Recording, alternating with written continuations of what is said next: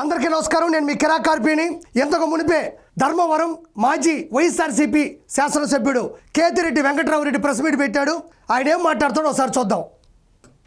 లేదు, ఇది ఒక కొత్త సంప్రదాయము, ఇబ్బంది పెట్టే వాతావరణం అనేది ఒక మంచి పద్ధతి కాదు. ఇది మళ్ళీ ఈ కేతిరెడ్డి వెంకట్రామరెడ్డి గురించి మీకు కొన్ని విషయాలు తెలియాలి. ఇతను ఒక చెరువుని ఆక్రమించి కబ్జా చేసి ఒక అతిపెద్ద విలాసవంతమైనటువంటి భవనం ఫామ్ హౌస్ కట్టుకున్నాడు. లోపల గుర్రాలు, స్పోర్ట్స్ కార్లు, దందాలు, దౌర్జన్యాలు మామూలుగా కాదు. బయటికి జనాల్లోకి వస్తే మాత్రం అందరినీ ఆయనే ఉత్తరించినట్టు జనాల్లోకి వెళ్ళిపోతాడు. ఒక కెమెరా పెట్టుకుంటాడు, వెనకిద్దరు గన్మ్యాన్లు, చుట్టుపక్కల జనాలు.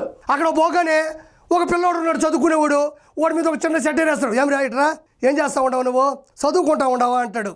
చదువుకుంటా ఉండ అంటే బాగా చదువుకో అంతే. ఇంట్లో పరిస్థితి లేనిది, వాళ్ళ పరిస్థితి ఆర్థికంగా ఎలా ఉంది, వాళ్ళని ప్రభుత్వం ద్వారా ఎలా నిలబెట్టాలి, చదువుకోకపోతే చదువుకోలేకని పరిస్థితి ఉంటే ఎలా సహాయం చేయాలని ఉండదు. ఆ పిల్లోడిని అడుగుతాడు, వాడు చెప్తాడు, కొడతాడు, నేను ఉన్నానంటాడు, వెళ్ళిపోతాడు అంతే. మళ్ళీ పురుగుల బండు పానీపూరి దగ్గరికి వెళ్తాడు. ఏమ్మా పానీపూరి ఉండదా అంటాడు. ఉన్నదయ్యా అంటే ఆ పానీపూరి దగ్గర ఒక 100 రూపాయలు చేయి కొనుక్కునేసి ఏమ్మా బాగున్నావా అని అడిగేసి వెళ్ళిపోతాడు. ఏదో 100 రూపాయలతో కొనేస్తే ఆవిడ బాగుపడిపోద్దా? ఆవిడ జీవితాన్ని నిలబెట్టాలంటే ఏం చేయాలి? ఆవిడ జీవితంలో పైకి రావాలంటే ఏం చేయాలి? ఆవిడకి ఏమి సమస్యలు ఉన్నాయని అడగాలి. పానీపూరి బండి దగ్గర 100 రూపాయలు పెట్టి కొంటేనో ఆవిడ సరికొత్త జీవితంలోకి వెళ్ళదు. ఇలానే చేశాడు. అందరిలోకి వెళ్ళడం, యోగక్షేమాలు అడగడం, కెమెరాలో బంధించడం, డబ్బాల మీద డబ్బాలు కొట్టి యూట్యూబ్లో దాన్ని పెట్టడం, అంతే తప్ప ప్రజలకి ఏమీ చేసింది లేదు. ఫర్ ఎగ్జాంపుల్, ఒక పాలు పోసే వ్యక్తి వస్తాడు, ఒక పేపర్ వేసే వ్యక్తి వస్తాడు, మన ఇంట్లో వేస్తాడు, ఏమో బాగున్నారా అని అడుగుతాడు. బాగున్నావు నాయన అంటారు. అంత మాత్రాన అతను నిలబడితే మనం ఓట్లేస్తావా? సేమ్ కేతిరెడ్డి వెంకట్రామరెడ్డి కూడా పలకరింపుల స్టారు, డబ్బా స్టారు, యూట్యూబ్లో ఫేమస్ అవ్వడానికి పోకలాడే స్టారు తప్ప ప్రజలు అతన్ని విశ్వసించలేదు. పలకరింపుల వల్ల ఓట్లు రావు. ప్రజలకి పలకరించి సమస్యలు కనుక్కొని ఆ సమస్యలకి సానుకూలంగా స్పందించి ఆ సమస్యల మీద ఒక యుద్ధం చేసి వాళ్ళని గెలిపిస్తే, వాళ్ళని పైకి తీసుకొస్తే ఓట్లేస్తారు. ఆ వ్యక్తి ఇక్కడికి వచ్చేసి మాట్లాడుతూ ఉన్నాడు. ఇది పద్ధతి కాదు. వస్తుంది అనే ఒక భయాందోళనమైన పరిస్థితిని చూస్తున్నాము. మీరు ఎట్లాగో బడులు, హాస్పిటల్ రిపేర్లు చేపిలేరు, నీట్గా చేపిలేరు. నెక్స్ట్ అయినా మీకు ఇది చాలా అవసరం పడుతుంది. ఇది సెంట్రల్ జైల్స్ అన్నీ కూడా దాన్ని రెనోవేట్ చేసేసి మంచి కండిషన్స్ పెట్టుకుంటే. ఈయన చెప్తున్నాడు కేతిరెడ్డి వెంకట్రామరెడ్డి, ఆయన ఒక మాట చెప్పాడు. అది మామూలు డైలాగ్ కాదు, ఆల్రెడీ జనాల్లోకి వెళ్ళేటప్పుడు కూడా చెప్పేది ఈ ఉత్తుత్తి మాటలే. ఆయన చెప్తున్నాడు, జైళ్ళు ఉన్నాయి, మీరు స్కూల్, హాస్పిటల్ ఎలాగో రెనోవేట్ చేయలేదు, మరమ్మతులు చేయలేదు, కనీసం ఈసారికి జైలు రెనోవేట్ చేసి పెట్టండి.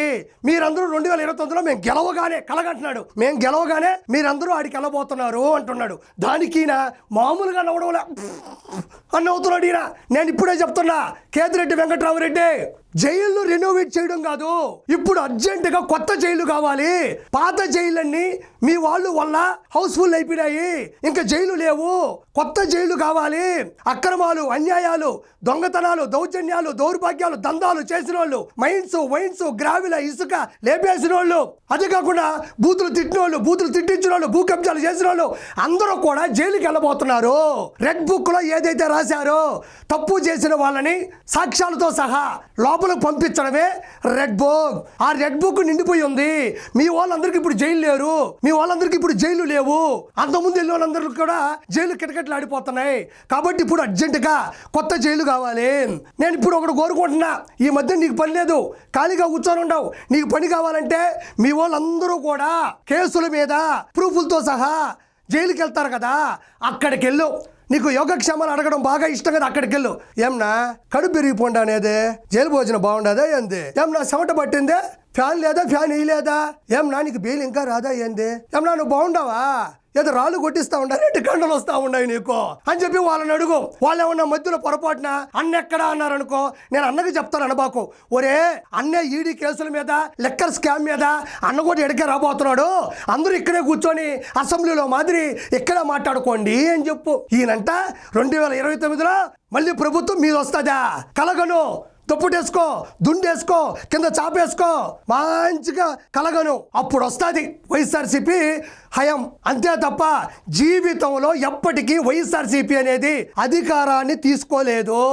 కాబట్టి నేను చివరిగా చెప్పేది ఒకటే, జనాల్లోకి వెళ్ళి నటించినంత మాత్రాన జనాలు కూడా నటిస్తారంతే, కానీ ఓట్లు మనకు వీరు. Good bye.